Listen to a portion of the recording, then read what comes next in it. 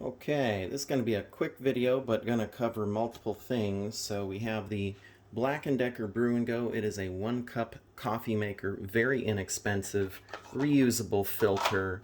Runs about a cup and a third, cup and a half if you really push it. Does a great job. Fabulous. Cuisinart bean grinder. And, I think it is the best on the market for most people, unless you happen to be insanely rich, and then sure, there are fancier, better, quieter things. But for most average Americans, I think that's as good as you want to go, probably. It's reasonable around, shoot, I'm not entirely sure. It's been a while, maybe 40, 50. Now, there are cheaper things, but this is a true grinder. It does various sizes, and I'll show you later, has a really good grind setup in there. So those two, and then my favorite coffee, CoffeeAM. You can get it online. You can buy it in bulk even once you know what you like, or you can buy normal size bags. That's a 5-pound bag, and I'll get chocolate cream coffee, and I'll get raspberry cream coffee. Set them up in my little bins here and mix them according to my own sizings, and I get a wonderful chocolate raspberry coffee that is just to die for. Absolutely phenomenal. So, yeah, I think my favorite mug from Canaveral National Seashore. Handmade, uh, whew, handcrafted in the USA. Happy about that. Something finally made in the US. All right, so easy situation here. I usually do a cup and a third. This just goes in this back well, which goes all the way around. So then in the middle, you have your reusable filter, and then you have this little funnel, I suppose is a good word, where the water comes out in the back here on the bottom.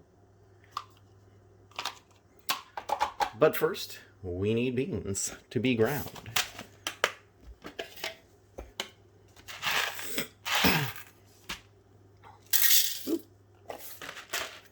Now, I did just spend probably 8 minutes taking this thing apart and cleaning it up so it'd be nice for the video.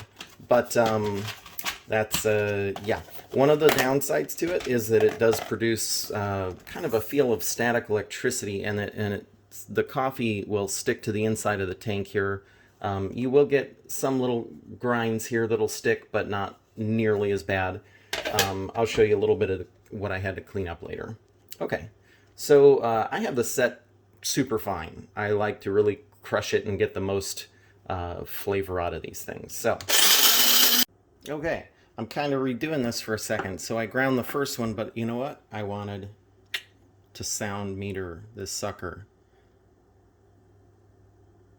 So right now that was 32. That's just the noise of the kitchen, basically the refrigerator running, maybe air running in the background. Even though there's almost no perceptible noise,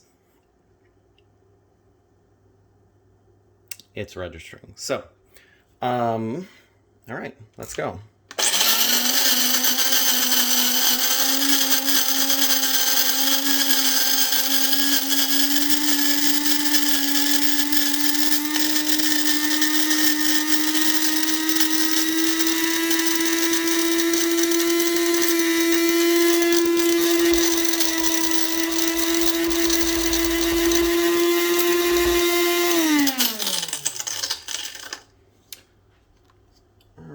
So yeah, it's not exactly quiet, ranging in the 70s about up here where you would be standing.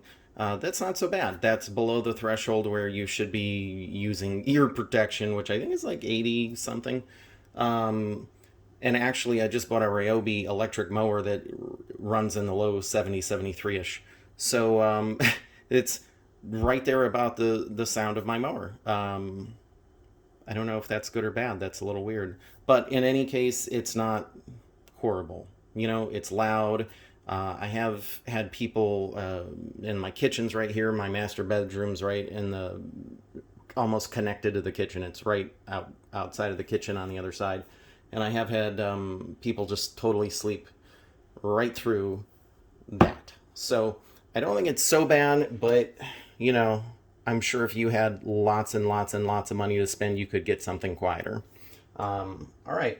And at the end of the grinding session, you can kind of hear the beans in here.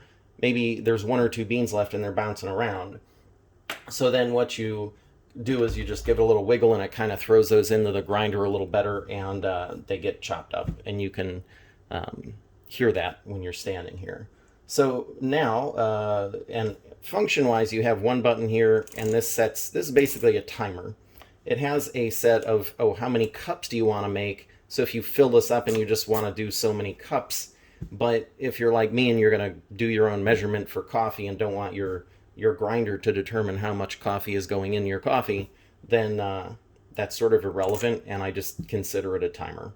All right, now this just pops out, and just from the two grindings, you can see that there's already quite a bit stuck to this thing here. So normally what I do is slap the crap out of it, and you know, that still doesn't get all of it, but it gets a little bit of it. Now, if you got this here, you got a little brush, you just bang that off or something, but I'm not too worried about it because it's going to happen no matter what you do. So I'll just bang that into a corner and dump it on in my filter. And that's pretty much good, most of it. Sometimes I'll do it one more time, get the little bits out.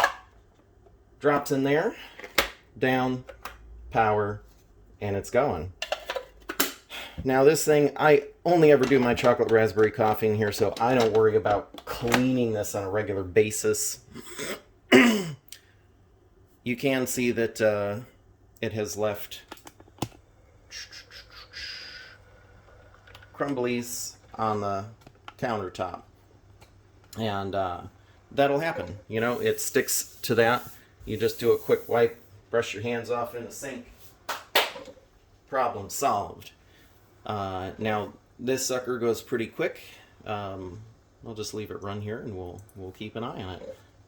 Not loud at all, which is nice. Let's put the old meter up here for that. Ooh, see if we can focus on the old meter. There we go.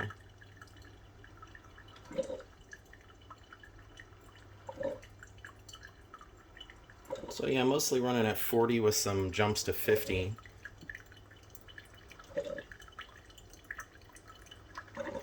Yeah, so just sound of the water is pretty much 40. That little that it does jumps it to about 50. So that's not bad either, that's fine.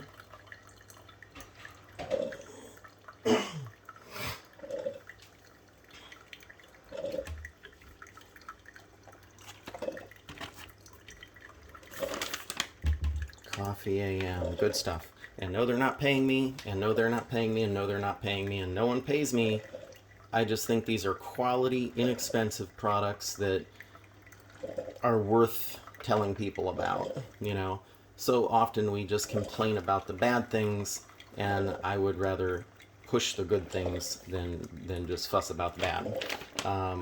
And when I buy the coffee through this method with the 5-pound bags, ends up being really inexpensive. I think it's $7 something a pound of coffee, which is really good. I mean, go to the store, Publix or something, sometimes you're gonna be paying in the teens for a pound of coffee. I mean, and overall for like 1 cup of coffee, I don't know, it's like 12 cents or something.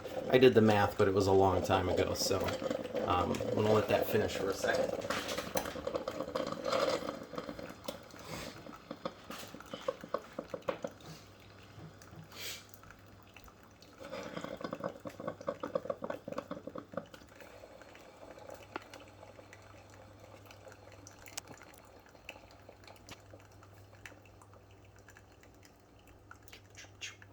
So at this point, the light is still on, but it's not actively sucking water up anymore. So I can open this up. Now we can see here that the water's still filtering through the coffee. Now you can be patient, and you know, a lot of times if I'm off doing something else, I'm not worried about it. I'll come back, get it 15 minutes later. But you know, if you want, you pick this up in a tilted back position so the water doesn't drain out and make a mess. And then you tilt it forward. Just kind of hold these things separate and give that a little shake, and that's going to get most of your fluid out of here. And that's that. Now you're good to go. You can, I just take this tilted back over to the trash, flip the other one out, and bang on it a couple times with the side of the outer shell. Knocks most of the coffee grounds out. Give it a quick rinse, set it back over here to dry, and that's that. So be back in a second. Okay, so benefits of this sort of thing. Every cup of coffee is fresh. That has made a heck of a difference. You know, when I was young, I grew up, I started out with your basic Maxwell House instant coffee. Boy, was my world changed as I grew up and found other methods. So usually I will just set these here to dry and open that up and tilt it down so that any remaining water flows out of here and flows out of here. And in doing so, you know, people don't think about it, but plastic electronics, coffee machines, they're always up, they're always moist. I live in Florida. Stuff's going to grow in that, you know. You don't want to leave things wet in Florida. Now we're inside, there's, you know, good AC and humidity control, so you're going to get evaporation, but why not just let it drain, you know, and then usually just leave it like that till I'm ready for more coffee. And sometime around 4 or 5 o'clock, I make sure I stop drinking coffee so that I can actually go to sleep. And by the evening, usually it's dry and I get it all set up and ready for the next day. Now the benefits over here to the Cuisinart grinder, if you've never had fresh ground coffee, you've got to try it. It just makes a world of difference immediately from the smells that are released. And the difference in the bean per se, it's, you know, it's hard to describe. It's almost like it's more moist of a product, whereas if it's been ground and sitting around a while, it's kind of a dry, grainy thing. But they're, you know, they roast them, but there can still be some moisture in there that it just all makes a difference. It makes a heck of a difference. Now, even if you're not sure on this, you don't want to go out and spend 40, 50 bucks on a grinder, you can always get kind of a chopper system like this, which is what I started with. And basically, it's a food processor, is what it is. And I have used it as such. But you just push a little button in, and it spins around. Now, it's not a true grinder because it's not a grinder. It's got a blade that spins around. Does a great job chopping, but all your grinds, no matter your, you know, it has these different settings, but all your grinds are basically going to be the same powder. It just depends. If you do it for less time, there's still some chunks left. Then there's powder and there's chunks. You do it for a long time, it's all powder. And that's about it, you know. This one has a little cord wind up. That one has a cord wind up around the base. I don't remember how much this was, but I think that was just at Walmart for probably like 15 bucks, maybe less. Not even sure at this point. Been a long time. What I have this one for is when I do buy other whole bean coffees that are maybe more of a plain coffee, then I'm going to grind them in this so they don't come out tasting like chocolate raspberry, and saves me from having to clean that one. So that little Hamilton Beach grinder is a perfectly fine product, but it's not really a grinder. So let's get into this. Now, you saw that this thing does hold grinds and dust, and you'll see there's will be grinds, coffee dust all over here, and up here. Now, I just clean this, and let's see if I can angle my light a little better. I just cleaned this, and already you can see the coffee grinds build up here, they build up on the outside, but on the inside here, when I just went to clean this a minute ago, there was maybe enough room for like the tip of my pinky in there, and the rest of that was like a solid mass of old coffee grinds. So the output system here kind of sucks. Is what it is, you know. It works even when there's almost no space. It works and it's fine. But I think there could be some improvement on that. Now the hopper, pretty simple setup. And when I first got this, I did just put coffee in here and leave it in here all the time. But it's not really the best thing to have your coffee just sitting in long term because it's clear, one, and two things that degrade coffee are sunlight and air. So there's a reason they come in the bags, which have that little filter in there. That's a one-way filter, lets gas out, does not let gas in. They're always opaque, so there's no sunlight. So this clearly was made for aesthetic reasons and not for functional reasons. Now your grind control is here. And again, I always have mine on fine, but you can go all the way to that other end. Now what happens if you keep going? This just unscrews. You can take that right off to clean it, which I did just clean it, and you can already see there's plenty of grind stuck to it. But now this is part of your actual grinder. And you can see in there the rest of it, which there are still, you know, there's grinds in there now. So just to make a mess and show you here. So that all just came out of all this by doing this. So, you know, you're going to get a grinder. It's never really going to be clean. But this is why, again, I just do my chocolate raspberry in here. I don't do anything else. And let's see. Suppose for the record here, that is the information for that puppy. And that's a Cuisinart model DBM-8. I know I bought one of these and it lasted for, oh man, probably a decade. And it was a really, really long run for that, you know, product, I felt. And I don't remember what finally went on it. I think it just kind of burned up and gave up one day. Now this one, let's see, this Black & Decker Brew and Go. Doesn't specifically say model, but I'm guessing it's DCM 18S Type 1. So there's that. Now the Brew and Goes, I have had multiples of those over the years. They are fabulous. You know, even if you turn it on without water in it, it has an auto shut off so it won't overheat or burn up or something. If there's a way to mess up coffee, I have done it. My favorite is doing everything except putting a cup under there. That's fun to come and walk back to and go, oh, I have this coffee waterfall going on. So anyways, though, those last a very long time. You know, I have bought some that are kind of like a lemon where they're not good. They make a sucking sound. They're not really getting all the water out of the basin. You know, maybe something's not sealed well. And I have had to return, I think, 2 of them. But now that's probably 2 of those in 20 years. And I would say on average, treat them well, you know, demineralize them, and you're going to get, you know, at least 5 years out of them. And they're very cheap, $15 or so. So great products, good coffee.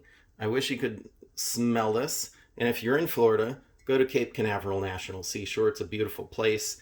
It's the one place you can go to a beach and it's just beach. And all right, I think that's all I have on this. Guys, have a wonderful day.